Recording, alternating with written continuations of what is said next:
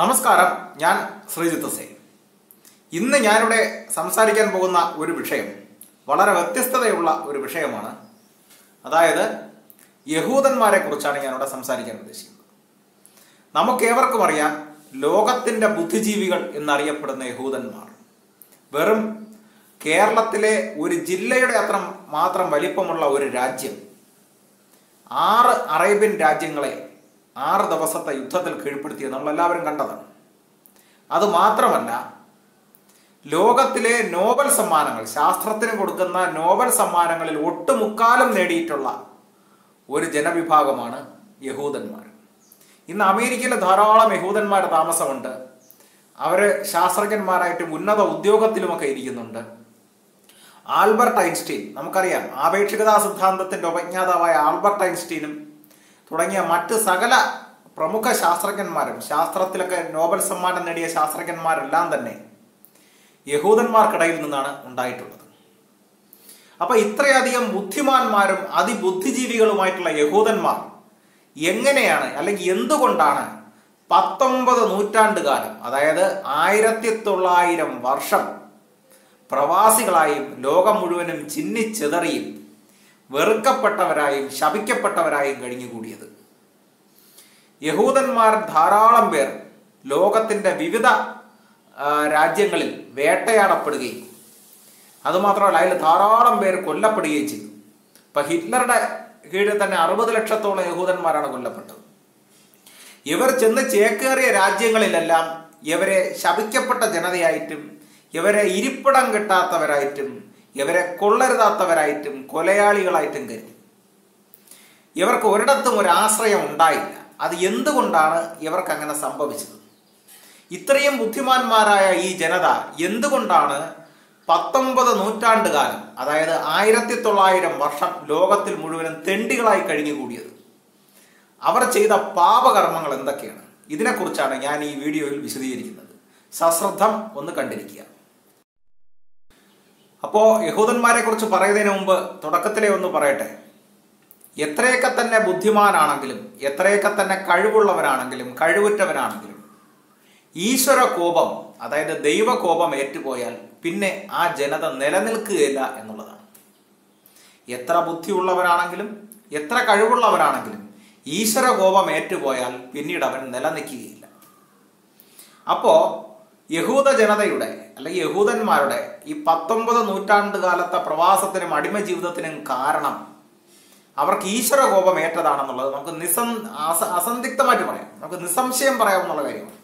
അവർക്ക് ശക്തമായ ഈശ്വര കോപം ഏറ്റിട്ടുണ്ട്. അപ്പം എന്താണ് അവർക്കേറ്റ ഈശ്വര കോപം? അവർക്കേറ്റ ഈശ്വര കോപം എന്ന് പറയുന്നത് നമുക്ക് ബൈബിൾ പരിശോധിച്ചാൽ നമുക്കതിൽ നിന്ന് വളരെ വ്യക്തമായ, പുതിയ നിയമത്തിൽ തന്നെ വളരെ വ്യക്തമായ ഒരു സൂചന കിട്ടും. അതിൽ മത്തായിയുടെ സുവിശേഷം 23-ാം അധ്യായത്തിൽ ഒരു 37-ാം വാക്യം ഇങ്ങനെ പറയുന്നു. യേശുക്രിസ്തു പറയുന്ന വാക്യമാണ്: യെരുശലേമേ, യെരുശലേമേ, പ്രവാചകന്മാരെ കൊല്ലുകയും നിന്റെ അടുക്കൽ അയച്ചിരിക്കുന്നവരെ കല്ലെറിയുകയും ചെയ്യുന്നവളെ, കോഴി തൻ്റെ കുഞ്ഞുങ്ങളെ ചിറകിൻ കീഴിൽ ചേർക്കും പോലെ നിന്റെ മക്കളെ ചേർത്ത് കൊള്ളുവാൻ എനിക്ക് എത്ര വട്ടം മനസ്സായിരുന്നു. ക്രിസ്തു വിലപിക്കുകയാണ്. കോഴി തൻ്റെ കുഞ്ഞുങ്ങളെ അതിൻ്റെ ചിറകിനടിയിൽ ചേർത്ത് വെക്കുന്നത് പോലെ, അല്ലയോ യെരുശലേമേ, നിന്റെ മക്കളെ നിന്നെ സംരക്ഷിക്കുവാൻ എനിക്ക് എത്ര വട്ടം മനസ്സുണ്ടായിരുന്നു. നിങ്ങൾക്കോ മനസ്സായില്ല, നിങ്ങൾക്കത് സമ്മതമായില്ല. നിങ്ങളുടെ ഭവനം ശൂന്യമായി തീരും. അവിടെ ക്രിസ്തു ശപിക്കുകയാണ് യഹൂദന്മാരെ. ക്രിസ്തു യഹൂദന്മാരുടെ ആ രാജ്യം യെരുശലേം ദേവാലയത്തെയും ക്രിസ്തു ശപിക്കുകയാണ്. നിങ്ങളുടെ ഭവനം ശൂന്യമായി തീരും. കർത്താവിൻ്റെ നാമത്തിൽ വരുന്നവൻ അനുഗ്രഹിക്കപ്പെട്ടവൻ എന്ന് നിങ്ങൾ പറയുവോളം നിങ്ങൾ ഇനി എന്നെ കാണുകയില്ല എന്ന് ഞാൻ നിങ്ങളോട് പറയുന്നു എന്നാണ് ക്രിസ്തു പറഞ്ഞത്. എന്നിട്ട് അതിൻ്റെ മത്തായി സുവിശേഷം 24-ാം അധ്യായത്തിൻ്റെ ആദ്യത്തെ 1-2 വചനങ്ങളിൽ ഇങ്ങനെയും പറയുന്നുണ്ട്: യേശു ദൈവാലയം വിട്ടു പോകുമ്പോൾ ശിഷ്യന്മാർ അവന് ദേവാലയത്തിൻ്റെ പണി കാണിക്കേണ്ടതിന് അവൻ്റെ അടുത്ത് വന്നു. പക്ഷേ അവൻ അവരോട്, അതായത് യേശു ശിഷ്യന്മാരോട് പറയാണ്, ഇതെല്ലാം കാണുന്നില്ലയോ? ഇടിഞ്ഞു പോകാതെ കല്ലിന്മേൽ കല്ല് ഇവിടെ ശേഷിക്കുകയില്ല എന്ന് ഞാൻ സത്യമായി നിങ്ങളോട് പറയുന്നു. അതായത് ഈ യെരൂശലേം ദേവാലയം ഇടിക്കപ്പെടും എന്ന് ക്രിസ്തു പറഞ്ഞിരുന്നു, പ്രവചിച്ചിരുന്നു. അപ്പൊ എന്താണ് അതിന്റെ പാപമായിട്ട് പറയുന്നത്? അത് തന്നെ മത്തായി സുവിശേഷം 23-ാം അധ്യായം, മത്തായി സുവിശേഷം 23-ാം അധ്യായത്തിൽ 34 മുതൽ 36 വരെയുള്ള വാക്യങ്ങൾ ഇങ്ങനെ പറയും: അതുകൊണ്ട് ഞാൻ പ്രവാചകന്മാരെയും ജ്ഞാനികളെയും ശാസ്ത്രികളെയും നിങ്ങളുടെ അടുക്കൽ അയക്കുന്നു. അവരിൽ ചിലരെ നിങ്ങൾ ക്രൂശിച്ചു കൊല്ലുകയും ചിലരെ നിങ്ങളുടെ പള്ളികളിൽ ചമ്മട്ടി കൊണ്ട് അടിക്കുകയും പട്ടണത്തിൽ നിന്ന് പട്ടണത്തിലേക്ക് ഓടിക്കുകയും ചെയ്യും.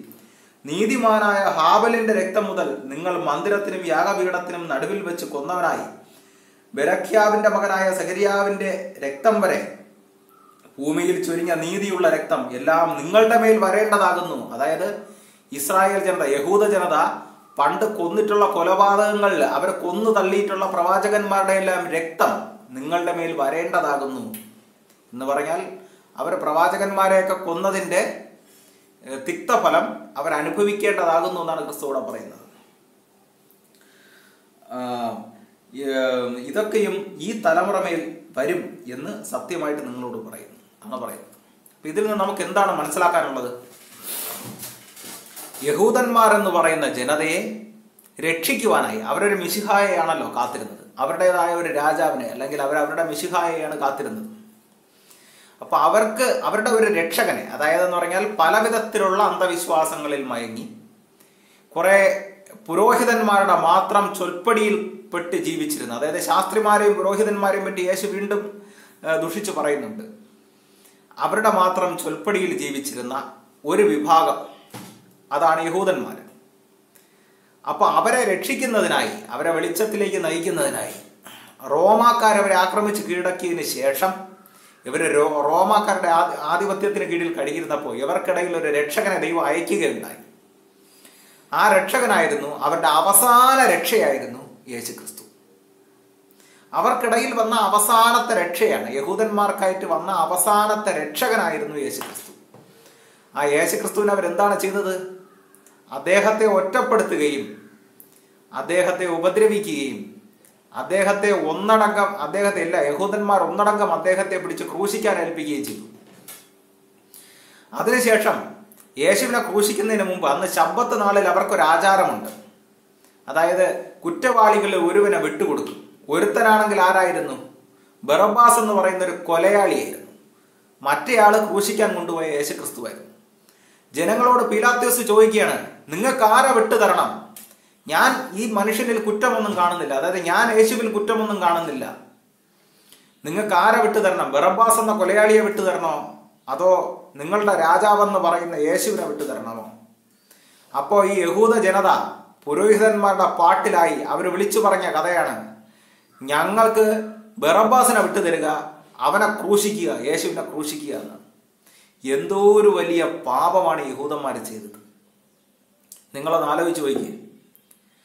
അവസാന രക്ഷകരായി അവർക്കിടയിൽ വന്ന ഒരു പ്രവാചകൻ, അതായത് മൃദുവായ പ്രവാചകൻ. യേശു തന്നെ കുറിച്ച് പറയുന്നത് ഇങ്ങനെയാണ്: ഞാൻ താഴ്മയുള്ളവനാകയാൽ എൻ്റെ അടുത്ത് എപ്പോഴും ആർക്കും വരാം. അധ്വാനിക്കുന്നവർക്കും ഭാരം ചുമക്കുന്നവർക്കും എൻ്റെ അടുത്ത് വരാം, ഞാൻ നിങ്ങളെ ആശ്വസിപ്പിക്കും.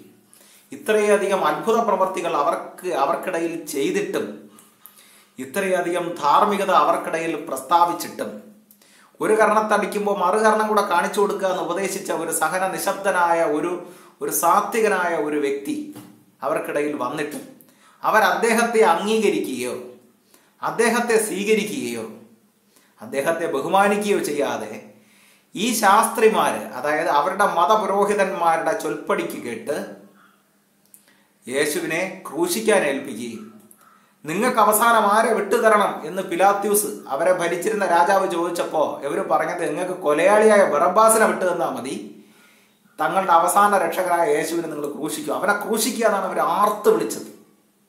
ഇവരുടെ അഹങ്കാരം എത്രമേലുണ്ടെന്നൊന്ന് ആലോചിച്ചു. ഇനി ശാസ്ത്രിമാരുടെ കാര്യം എടുക്കുക, ഇവിടെ മതപുരോഹിതന്മാരുടെ കാര്യം എടുക്കുക. ഇവരുടെ മതപുരോഹിതന്മാരെന്ന് പറയുന്നത് അന്ധവിശ്വാസ ജടിലമായ ഒരു ജനതയെ ചൂഷണം ചെയ്ത് ജീവിച്ചിരുന്ന കുറച്ച് വ്യക്തികളാണ്. അതായത് യഹൂദന്മാരെന്ന് പറയുന്ന അന്ധവിശ്വാസികളായിരുന്നു. അന്ധവിശ്വാസ ജടിലമായി ജീവിച്ചിരുന്ന യഹൂദന്മാരെ, അതായത് പറഞ്ഞാൽ അവർക്കൊരു ദേവാലയമുണ്ട്, യെരൂശലേം ദേവാലയം. 33-35 ഏക്കറാണ് അതുള്ളത്. യെരൂശലേം ദേവാലയത്തിൽ യഹൂദന്മാർ ഓരോ കാളകളെയും പശുക്കളെയൊക്കെ ഓരോ ആഴ്ച വീതം കൊണ്ടുവരും, കുറേ വീര്യം കൂടിയ വീഞ്ഞും ഒക്കെ കൊണ്ടുവരും. ഇതൊക്കെ അവരുടെ പാപപരിഹാരമായിട്ട് അവരവിടെ കൊണ്ടുവന്ന് യാഗം ചെയ്യും. അപ്പം അതിൻ്റെ എല്ലാ പങ്കും ഈ പുരോഹിതന്മാർക്ക് കിട്ടും. അവസാനമായപ്പം പുരോഹിതന്മാർ അവിടെ തന്നെ കാളകളെയും പശുക്കളെയും വിൽക്കാൻ തുടങ്ങി. യഹൂദന്മാർക്ക് ചുമ്മാ പൈസയും കൊണ്ട് വന്നാൽ മതി. അവർ പാപപരിഹാരമായിട്ട് ഓരോ ആഴ്ചയിൽ അവിടെ വന്ന് ഒരു കാളയോ പശുവിനെ ആടിനെ വാങ്ങിച്ച് അവിടെ തന്നെ ബലിയർപ്പിക്കും. അത് മാത്രമല്ല, വീഞ്ഞ് കൊണ്ടുവരും. ഈ വീഞ്ഞിൻ്റെ എല്ലാം കച്ചവടം ഏറ്റവും കൂടുതൽ നടക്കുകയായിരുന്നു ആ യെരൂശലേം ദേവാലയത്തിൽ. അതുകൊണ്ടാണ് ക്രിസ്തു അതിനെക്കുറിച്ച് പറഞ്ഞത്, എൻ്റെ പിതാവിൻ്റെ ആലയത്തെ നിങ്ങൾ കള്ളന്മാരുടെ ഗുഹയാക്കിയിരിക്കുന്നു. അപ്പം ഇതൊന്നും അവിടുത്തെ പുരോഹിതന്മാർക്ക് ഇഷ്ടപ്പെട്ടില്ല. കാരണം അവർക്ക് ആഴ്ചയിൽ കിട്ടിക്കൊണ്ടിരുന്ന വരുമാനത്തെ ക്രിസ്തു മുടക്കിക്കളഞ്ഞു എന്നുള്ളതാണ്. എന്നിട്ട് അവരെന്ത് ചെയ്തു? ഈ യഹൂദ ജനത ചെയ്തത്, ഈ ക്രിസ്തുവിനെ, അതായത് തങ്ങളുടെ അവസാന രക്ഷകനായി വന്ന ക്രിസ്തുവിനെ കൊല്ലാൻ കൊടുത്തിട്ട് കൊലയാളിയായ ബറബ്ബാസിനെ പകരം ചോദിക്കുകയാണ് ചെയ്തത്. അത് ഈ പുരോഹിതന്മാർക്ക് കിട്ടിക്കൊണ്ടിരുന്ന ലാഭത്തിനെ യേശു ഇല്ലാതാക്കി. യേശുവിൻ്റെ സത്യസന്ധമായ ഉപദേശങ്ങൾ കേട്ട് ഈ പുരോഹിതന്മാർക്ക് അവർക്ക് കിട്ടിക്കൊണ്ടിരുന്ന അവരുടെ അടുത്ത് വന്നുകൊണ്ടിരുന്ന ജനങ്ങളെല്ലാം അവരെ വിശ്വസിക്കാതെ യേശുവിൻ്റെ അടുത്ത് പോയി തുടങ്ങി. അങ്ങനെ വന്നപ്പോൾ അത് അവരുടെ നിലനിൽപ്പിന് ഭീഷണി, അവർക്ക് കിട്ടിക്കൊണ്ടിരുന്ന ധനസമ്പാദനത്തിന് ഭീഷണിയാകും എന്ന് കണ്ടുകൊണ്ട് അവരെന്താണ് ചെയ്തത്? യേശുവിനെതിരെ ഗൂഢതന്ത്രം മെനയുകയും അവനെ പിടിച്ച് കൊല്ലുവാൻ വിചാരിക്കുകയും ചെയ്തു. ഇവർ കൊല്ലാൻ വിചാരിച്ച ആളെന്ന് പറയുന്നത് ആ നാട്ടിൻ്റെ അല്ലെങ്കിൽ ആ ജനതയുടെ അവസാന രക്ഷകനായിരുന്നു.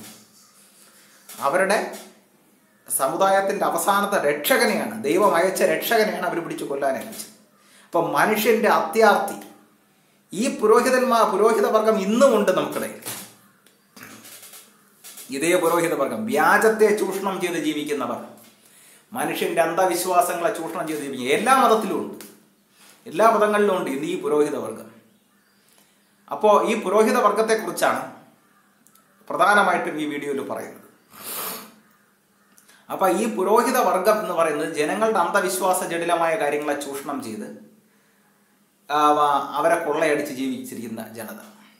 അപ്പം ഇവർ പാട്ടിലാക്കി വെച്ചിരുന്ന ഈ ജനത തങ്ങളുടെ അവസാന രക്ഷകനെ കൊല്ലാൻ കൊടുത്തപ്പോൾ അതോടുകൂടെ ദൈവകോപം അവർക്കെതിരായിട്ട് വരികയും ചെയ്തു. അതാണ് യേശു വിലപിക്കുന്നത്. യെരൂശലേമേ, അല്ലയോ പ്രവാചകന്മാരെ കൊല്ലുന്നവളെ, നിന്റെ ഭവനം ശൂന്യമായി പോകും, നിന്റെ മക്കളെ സംരക്ഷിക്കുവാൻ എത്ര കാലം എനിക്ക് മനസ്സായിരുന്നു. അതായത് യഹൂദ ജനതയ്ക്ക് മേൽ വലിയൊരു ദൈവകോപം വരാനുണ്ട്. വളരെ വലിയൊരു ദൈവകോപം യഹൂദ ജനതയ്ക്ക് മേൽ വരാനുണ്ട്. അത് ഉടനെ തന്നെ വരികയും ചെയ്യും. ആ ദൈവകോപം ഉടനെ തന്നെ വരികയും ചെയ്യും. അത് യേശുക്രിസ്തുവിന് അറിയാം. എന്നിട്ട് യേശുക്രിസ്തു എന്താണ് ചെയ്തത്? ആ ദൈവകോപത്തിൽ നിന്ന് കുറച്ചു പേരെയെങ്കിലും തനിക്ക് രക്ഷിക്കണം എന്ന് മനസ്സിലാക്കിക്കൊണ്ട് അവർക്കിടയിൽ പ്രവാചകനായി അവതരിക്കുകയും അവരുടെ കുറച്ചു പേരെ രക്ഷിക്കാം, യെരൂശലേമിനെ രക്ഷിക്കാം എന്ന് അദ്ദേഹം മനസ്സുകൊണ്ട് തീരുമാനിക്കുകയും ചെയ്തിരുന്നു. അതിനായിട്ട് തന്നെ ദൈവം അയച്ചൊരു പ്രവാചകനായിരുന്നു യേശുക്രിസ്തു. പക്ഷേ അദ്ദേഹം ഇത്രയധികം അത്ഭുതങ്ങളെ പ്രവർത്തിച്ചിട്ടും, അദ്ദേഹം ഇത്രയധികം ധാർമ്മികമായ കാര്യങ്ങളെ, അതായത് മരിച്ചവരെ ജീവിപ്പിക്കുക അടക്കമുള്ള അത്ഭുതങ്ങളെ ചെയ്തിട്ടും, അദ്ദേഹം വളരെയേറെ ധാർമ്മികത അവർക്കിടയിൽ പ്രസംഗിച്ചിട്ടും, ഒരുപാട് ധാർമ്മികമായ കാര്യങ്ങൾ അദ്ദേഹം അവർക്കിടയിൽ ചെയ്തിട്ടും, അത്ഭുതങ്ങൾ പ്രവർത്തിച്ചിട്ടും, ഇങ്ങനെയൊക്കെ പ്രവർത്തിച്ചൊരു മനുഷ്യൻ്റെ അത്ഭുത ശക്തിയെങ്കിലും കണ്ടിട്ട് വിശ്വസിക്കാതെ തങ്ങളുടെ ആഴ്ചയിൽ കിട്ടുന്ന ആ സമ്പത്തിനെ മാത്രം ഓർമ്മിച്ചുകൊണ്ട് മഹാപുരോഹിതന്മാരെന്താണ് ചെയ്തത്? ജനങ്ങളെ തെറ്റിദ്ധരിപ്പിക്കുകയും ആ മഹാപുരോഹിതന്മാർക്ക് ഈ ജനങ്ങൾ കീഴ്പ്പെടുകയും ചെയ്തു. അതിൻ്റെ ഫലമാണ് ആ യേശുക്രിസ്തുവിൻ്റെ ശാപം. ആ യേശുക്രിസ്തു എന്ന് പറയുന്ന അവർക്കിടയിൽ അയക്കപ്പെട്ട പുരോഹിതൻ്റെ ശാപം, പുരോഹിതൻ്റെ അല്ല, പ്രവാചകന്റെ ശാപം, ധാർമ്മികനായ ഒരു വ്യക്തിയുടെ ശാപമാണ് ഇത്രയും ബുദ്ധിമാന്മാരായിട്ട് പോലും, അതായെന്ന് പറഞ്ഞാൽ എല്ലാവിധ നോബൽ സമ്മാനങ്ങളൊക്കെ നേടാൻ കഴിവുണ്ടായിട്ടും അതീവ ബുദ്ധിമാന്മാരായിട്ട് പോലും ഇസ്രായേൽ ജനത 1900 വർഷം ഈ ലോകത്ത് മുഴുവൻ ചിന്നിച്ചെതറി അലങ്ങി നടന്നു.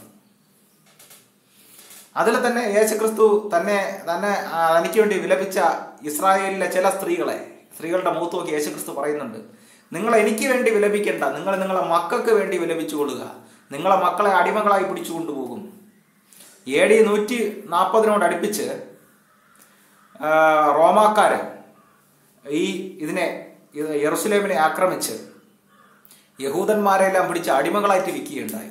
AD 70 തന്നെ യെറുശലേം ദേവാലയത്തെ ഇടിച്ച് നിരത്തിക്കളഞ്ഞു. ഇപ്പൊ ക്രിസ്തുവിന്റെ ക്രൂശാരോഹണത്തിന് ശേഷം ഒരു 10-30-35 കൊല്ലത്തിനകം തന്നെ എന്ത് സംഭവിച്ചു? യെറുശലേം ദേവാലയം നിരത്തപ്പെട്ടു, ഇടിച്ച് തകർക്കപ്പെട്ടു. യേശുക്രിസ്തു പറഞ്ഞിരുന്നു അതിൽ വിലാപം അതിൽ മാത്രമാണ് അവശേഷിച്ചത്. വിലാപം അതിൽ നോക്കി യേശു പറഞ്ഞു, ഇതിനെ ഇടിക്കാതെ യെറുശലേം ദേവാലയം കല്ലിന്മേൽ കല്ല് ശേഷിക്കുകയില്ലെന്നാണ്. യെറുശലേം ദേവാലയത്തെ മാത്രമാണ് അവിടെ ഇടിച്ചു നിരത്തിയത്. അപ്പോൾ ഇതിൽ നിന്ന് നമുക്ക് മനസ്സിലാക്കാവുന്നത്, നമ്മുടെ പുറംപൂച്ചിലും നമ്മുടെ അഹന്തയിലും നമ്മുടെ ബുദ്ധിയിലും ഒന്നും നമ്മൾ അഹങ്കരിക്കാൻ പാടില്ല എന്നുള്ളതാണ്. നമുക്ക് ധനമുണ്ടാകാം, നമുക്ക് ഇഷ്ടംപോലെ കാശുണ്ടാകാം, നമുക്ക് ബുദ്ധി ഉണ്ടാകാം. പക്ഷേ ഇതൊക്കെ തന്നെ ഫലവത്താകണമെങ്കിൽ അവിടെ ഈശ്വരാനുഗ്രഹം കൂടെ വേണം, ദൈവാനുഗ്രഹം കൂടെ വേണം. അതിനെന്താണ് ചെയ്യേണ്ടത്?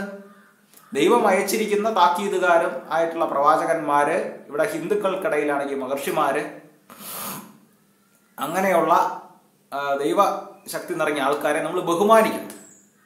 അതാണ് നമ്മൾ ആദ്യം വേണ്ടത്. അവരെ നമ്മൾ അനുസരിക്കണം. അപ്പൊ ഇവർക്കിടയിൽ, യഹൂദന്മാർക്കിടയിൽ ഇത്രയധികം അത്ഭുതങ്ങൾ പ്രവർത്തിച്ചിട്ട് പോലും അവർ ക്രിസ്തുവിനെ കൊല്ലാൻ ഏൽപ്പിച്ചതിന്റെ കാരണം അവരുടെ സ്വാർത്ഥതയാണ്. പുരോഹിതന്മാരെന്ന് പറയുന്ന ആഢ്യ വിഭാഗം അവരെ പറഞ്ഞ് തെറ്റിദ്ധരിപ്പിച്ച് വച്ചിരുന്നത് കൊണ്ടാണ്. അവർ പുരോഹിതന്മാരെന്ന് പറയുന്ന ജനങ്ങളെ ചൂഷണം ചെയ്ത് ജീവിക്കുന്ന ആൾക്കാർക്ക് അവർ കീഴ്പ്പെട്ടു പോയത് കൊണ്ടാണ് അവരിതെല്ലാം അനുഭവിക്കാനിടയായത്. അപ്പോൾ സത്യത്തിന് മാത്രമാണ് എപ്പോഴും വിലയുള്ളതെന്ന് മനസ്സിലാക്കുക. നമസ്കാരം.